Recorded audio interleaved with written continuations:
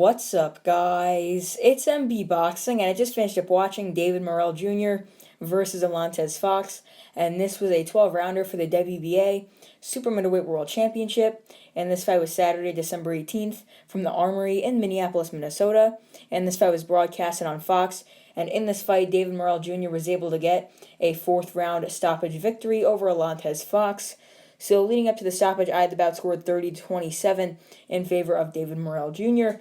So, yeah, just to break down how this fight ended in the rounds before. So, in the first round, David Morrell Jr., he came out, and Fox was actually doing pretty well, I would say. On the outside, he was jabbing, and it looked like he won, like, the first minute and a half, maybe. But then Fox was sort of on the ropes, and that's really where Morrell thrived in this fight, because Fox, whenever he was moving around in the ring, center of the ring, whatever, he was having a lot of success. But then when he'd get on the ropes, obviously Morrell could capitalize and pin him there and throw his shots, and that's where I thought he won the first round, because he was able to get a nice short hook in there on the inside and some nice body shots as well. But then in the second round, another round I gave to Morrell, Fox was doing good for the first 2 minutes, jabbing on the outside, having some nice work to the body, but then once again, in the last minute of the round, Morrell started to land some nice shots, and he landed a perfectly placed short hook on the chin of Fox that sort of stopped him in his tracks, maybe hurt him. But then, Fox was able to rebound, and it looked like he recovered from that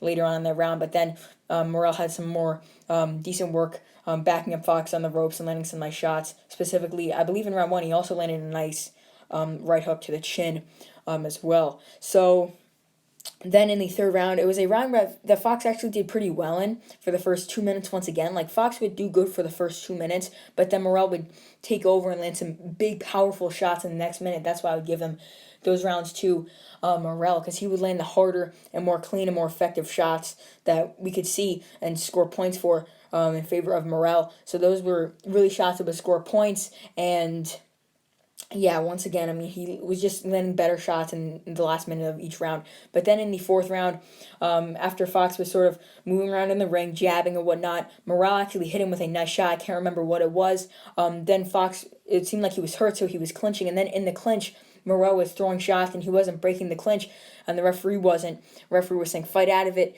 So Fox just stayed in the clinch, but then Morrell came with a right hand over the top in the clinch that landed on the chin of Fox.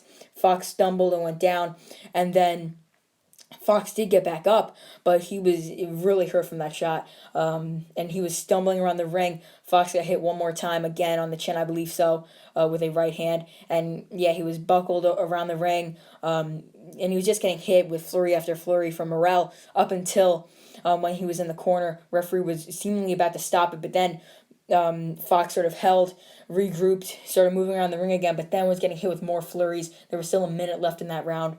Then, after he was getting hit more on the ropes in the corner, his Alantez Fox father, Trey Fox, who was his trainer, it looked like he threw in the towel, but he actually didn't. It came from Morrell's corner, actually, which was kind of odd, but maybe it was just to get the referee to notice that Fox's corner was yelling for the fight to be stopped, and I don't even know what happened, but it seemed like Fox's trainer, his father, wanted the fight stopped, and he was yelling for it to get stopped, and it did get stopped. And I think his dad did the right thing.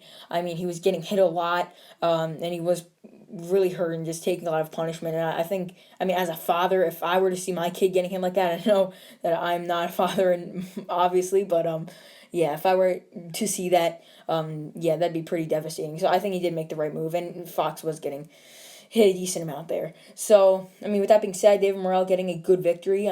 This was probably the best win of his career on paper. Fox is a fighter who's fought the likes of Liam Williams, fought Andrade, dropped Andrade actually, and he's got some decent wins, beat Marcos Hernandez, and he's a good opponent, Fox is. He's ranked, I would say, in the top 25 in the super middleweight division, but Morrell was able to beat him. So what is next for David Morrell Jr.? So I would love to see him fight someone like a John Ryder, someone like that, but I believe John Ryder is actually fighting Daniel Jacobs. I think I saw that somewhere. Maybe not, but if so, maybe he could fight the winner of that fight between Jacobs and Ryder, or he could just fight someone highly ranked by the WBA, maybe even a Fedor Chudinov. I don't think they're going to make a fight between Benavidez and Morrell just yet, because Morrell's only 6-0, but he could fight someone like a Fedor Chudinov, someone like that, highly ranked in the WBA, holds a WBA gold belt like Chudinov does, like someone who's either highly ranked in the WBA or someone that's just a decent fighter overall in the top 15,